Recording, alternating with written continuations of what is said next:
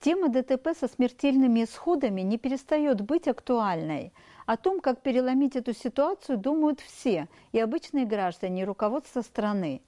Министр внутренних дел сообщил нам недавно, что начинается реализация проекта «Безопасный город», который позволит взять под контроль всю республиканскую трассу и улицы наших городов.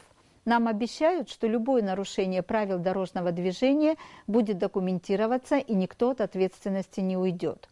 По поручению президента в администрации разработан проект закона о внесении изменений в законодательные акты в сфере безопасности дорожного движения. Он предполагает ужесточить меры наказания за вождение в нетрезвом состоянии. При повторном нарушении и отказе от медицинского освидетельствования будет грозить лишение свободы на срок до 3 лет. Эта мера мне кажется чрезмерной. Не получится ли так, что у нас места в тюрьме не останется для совершивших другие преступления? И весьма абсурдно выглядит в проекте закона формулировка «наказывается лишением свободы на срок до 3 лет с лишением права управлять транспортным средством на срок до 3 лет», как будто возможно управлять транспортным средством, находясь в местах лишения свободы.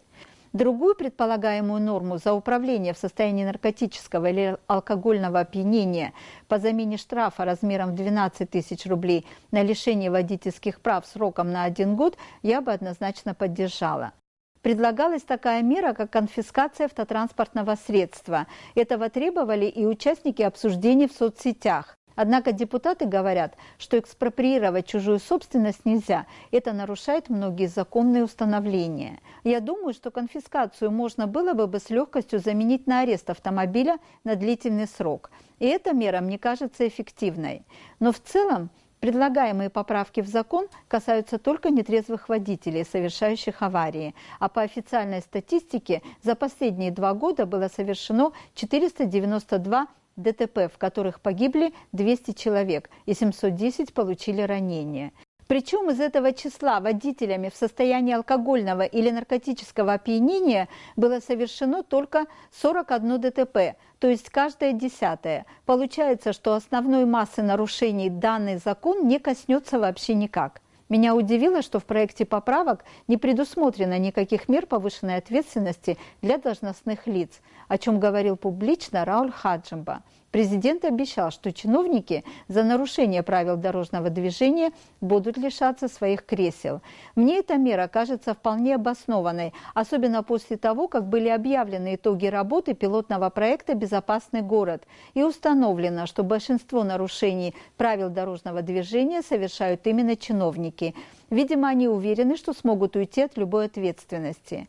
И особенно хочется мне сказать о депутатах нашего парламента. Недавно один из них рассказал, что среди депутатского корпуса немало любителей очень быстрой езды. Причем сотрудники ГАИ не только не останавливают таких депутатов, а наоборот, берут под козырек. И вот тут встает самый главный, по-моему, вопрос. Камень преткновения, который, как мне кажется, с легкостью разобьется любая наша инициатива. Это неотвратимость наказания. Пока каждый чиновник, депутат или обычный водитель не будет твердо знать, что за нарушение закона последует наказание, и никакие связи никому не помогут, ничего у нас не изменится. Но именно этого-то как раз у нас и нет. Как бы мы ни ужесточали наказание, все упрется в то, что своих мы не сдаем, не наказываем, не судим и не сажаем. Чтобы поставить всех в равное положение перед законом и добиться, чтобы он был не только на бумаге, но и в жизни, руководству страны нужна на это политическая воля.